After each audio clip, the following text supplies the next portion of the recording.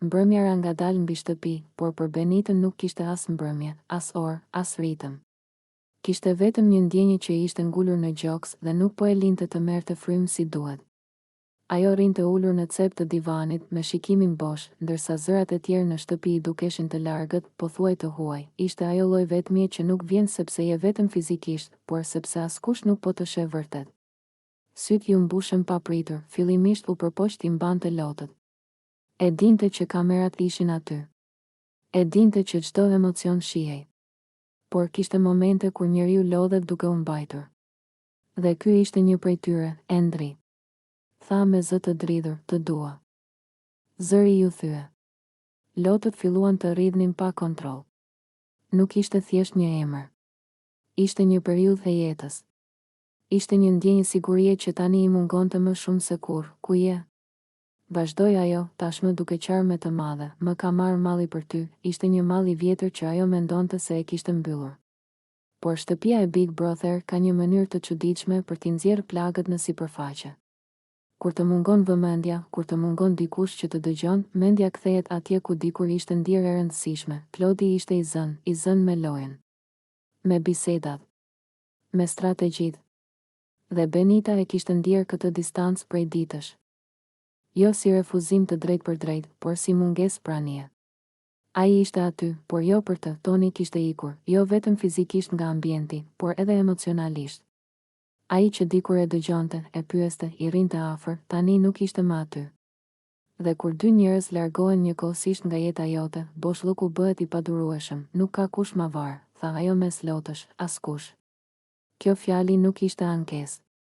Ishte konstatim. Dhe ndoshta kjo e bënte edhe më të dhimbshme. Benita u mbështet me shpinë pas divanit, duke mbuluar fytyrën me duar. Lotët nuk pushonin. Nuk po qante për një situatë konkrete.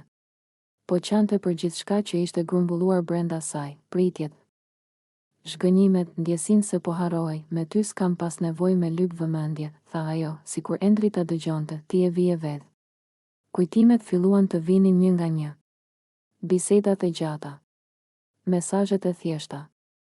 Ndjenja se dikush të kërkon jo sepse duhet, por sepse dëshiron. Në shtëpi, disa banorë e pan nga larg, por askush nuk u afrua menjëherë. Ndonjëherë njerëzit nuk dinë çfarë të bëjnë përballë dhimbjes së pastër.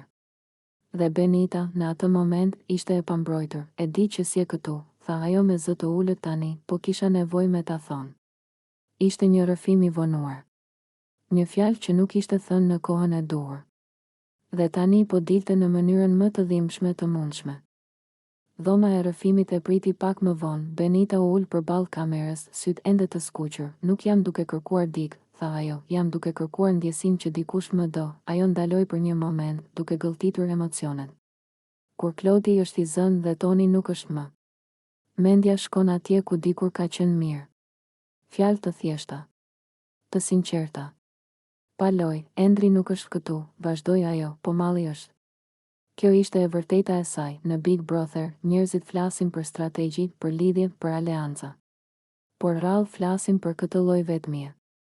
Për momentin kur nuk ke askën të dëgjoj, dhe zemra kthehet te i fundit që e ka bërë. Kur doli nga dhoma e rrëfimit, Benita ishte më e qetë.